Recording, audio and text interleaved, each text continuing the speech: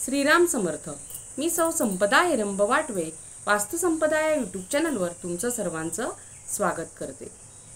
आज मी तुम्हाला देवीची कोणत्याही स्वरूपाची पूजा कशी करावी हे मी तुम्हाला आज शुक्रवार आहे त्यानिमित्त तुमच्यासाठी विशेष अशा टिप्स सांगणार आहे।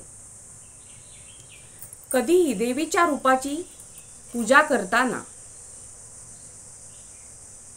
तिला अनामिकेने म्हणजेच करंगळी जवळच्या बोटाने गंध लावावे।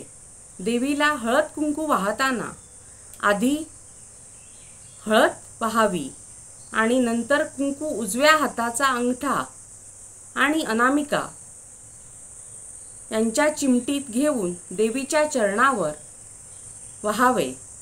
देवीला मोगरा, बकुळ, कमळ किंवा झेंडू ही फुले वाहावी।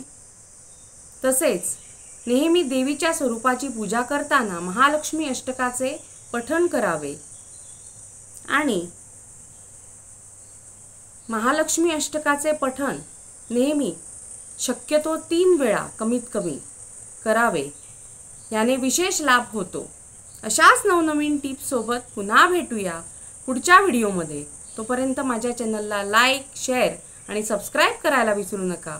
तोपर्यंत श्रीराम समर्थ।